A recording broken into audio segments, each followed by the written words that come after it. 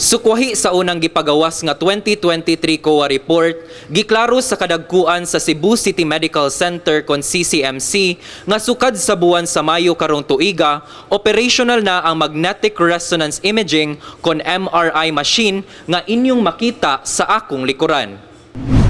Human gipagawas sa Commission on Audit kon COA ang ilang 2023 report ning buwan sa Hulyo, nadiskubrihan sa komisyon ang mga natanggong nga mga medical equipment nga mobalor og dulan 84 milyones pesos. Giingon sab nga wala nay mga warranty kining mga ekipo, rason nga nung wala gihapon na pahimusli sa publiko gikan sa pagpalit niini hangtod karon.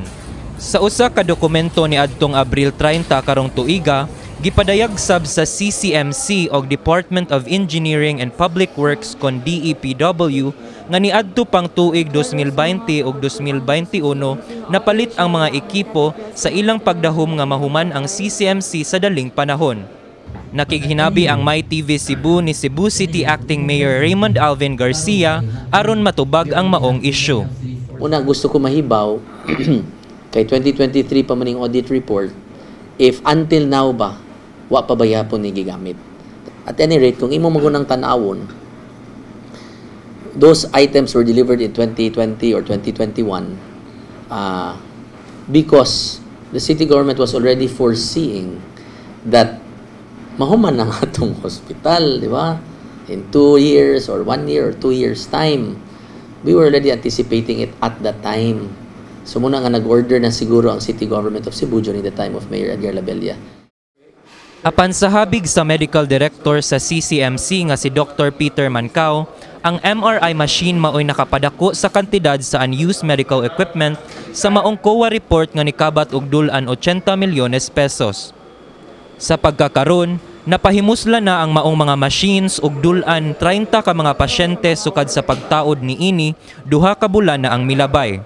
Dugang ni Mancao, mga pipila na lamang nga ekipo ang mga wala pa napahimuslan sama sa mga hospital beds nga anaa gipahimutang sa ilang property section o warehouse.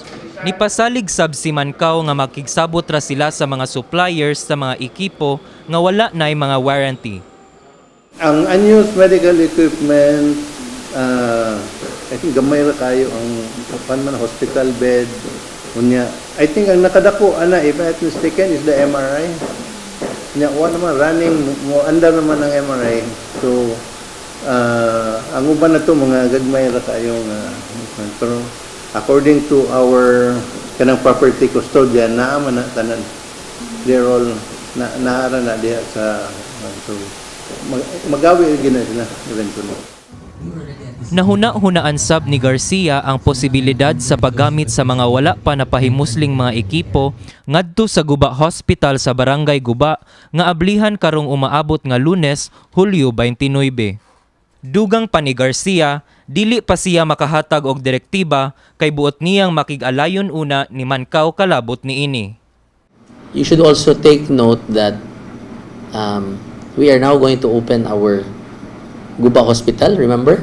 So we will look into that, no? Dili pa ko mahatag ninyo og kanang di mo yung directive nga ipabutang dito, wala, because I am not a doctor and I don't know the capacity of the Guba Hospital and if those equipment are needed already there.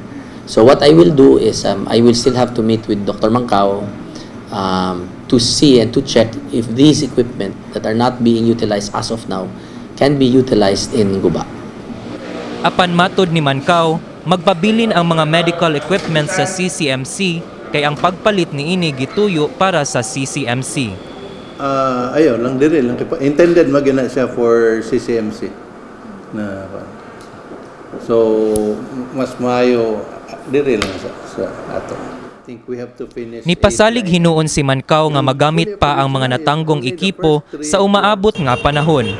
Sa pagkakaron, bisan pa man nga padayon pa ang konstruksyon sa CCMC, maka-accommodate gihapon ang maong ospital og dulan 150 ka mga pasyente pinaagi sa ilang mga temporaryong mga wards.